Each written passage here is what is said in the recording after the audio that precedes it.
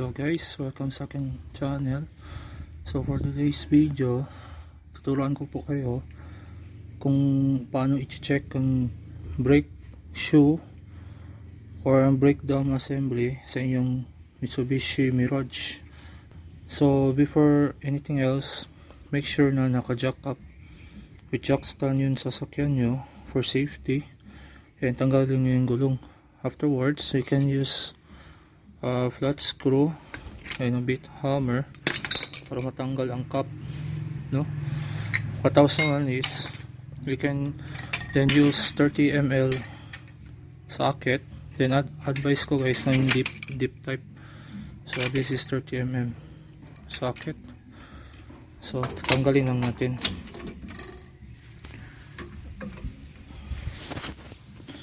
So after ko siya na brake, gumamit ako ng torque wrench kasi wala ako breaker bar.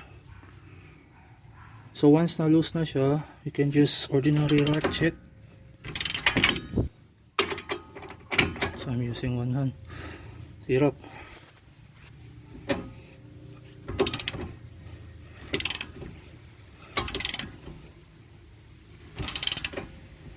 So once natanggal niyo yung lug nut, pwede nyo ito hilain. Dahan-dahan.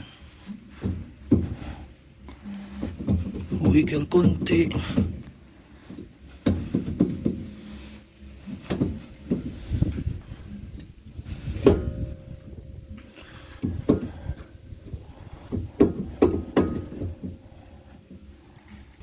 So yun, tanggal ko na guys.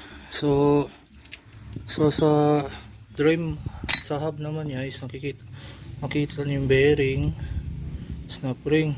Inspect nyo na lang din okay pa ba, or sa case na to okay pa man. So inspect nyo na din yung brake system niya, drum brake. So itong case na to manipis na, so kailangan natin ito palitan na.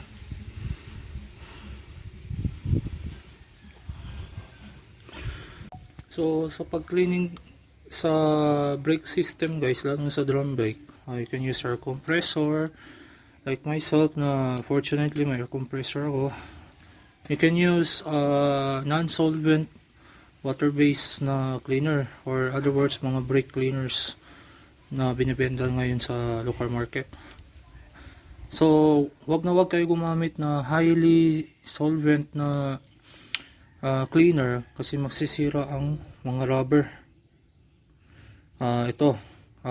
Rubber cup, yung sa loob, rubber cup, dust rubber. You can use water. Kung walang leaking naman, you can use water itself pang clean. Afterwards, let it dry, and you can apply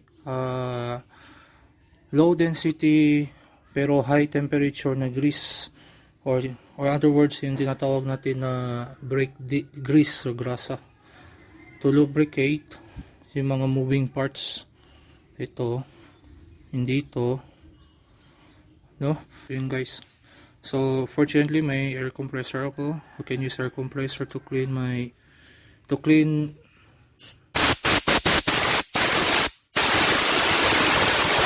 So after yung cleaning nyo guys, inspect, clean, balik nyo yung brake shoe hub. Then so inspect nyo ulit yung lug nut kung okay pa ba. Kung makikita nyo guys, ito kung mapapansin nyo,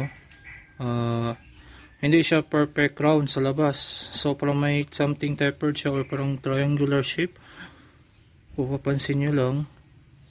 So kung sa tingin nyo okay pa, you can use reuse the lug nut. If not, kung mapinta parang loose thread na siya dito sa mga thread niya, better to replace. This is a high tensile lug nut. So palitan nyo na. Kung may binibenta dyan sa local automotive parts, much better para makamura. If mas mura sa kasa, better sa kasa na lang para make sure talaga na Mitsubishi certified parts talaga ang bibili nyo. So ito lang importante, kasi remember guys, ito lang ang kumakapit sa buong wheel assembly sa likod, no? Kapag nasira to, nalulus to, tanggang gulong mo, aksidente ang hulog nyo. So buyag yun. Balik lang natin. Malalaman ko kasi guys kung sira na siya kasi starting dito kasi guys, oh ganito, dito siya magsa-start. Starting dito siya, matigas na siya hand tight.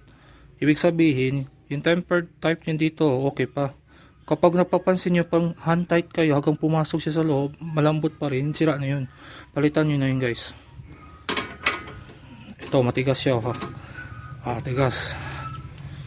So ito torque nyo lang to guys. Ito di ko pa to nakabit ha. Ito torque nyo na to guys sa 120 foot-pounds. Sa 120 foot-pounds nyo siya i-torque. So kung may ratchet type kayo, much better.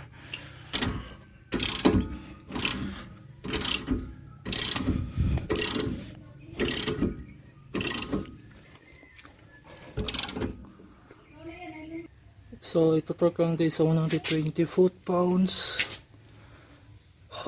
Give your maximum effort.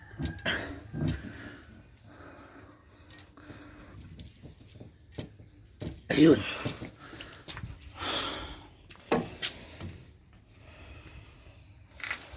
Then double check nyo lang ulit. Bigyan nyo ulit ng torque.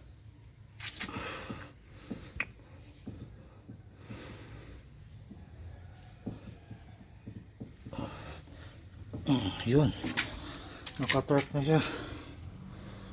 So yun guys,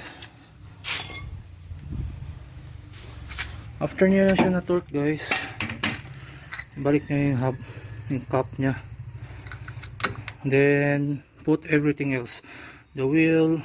So yun lang guys, yun lang masishare ko sa inyo. If you like the video, give it a thumbs up. Don't forget to like, subscribe, and share to your friends, relatives, family. Thank you for watching guys, and have a good day, and God bless. Thank you.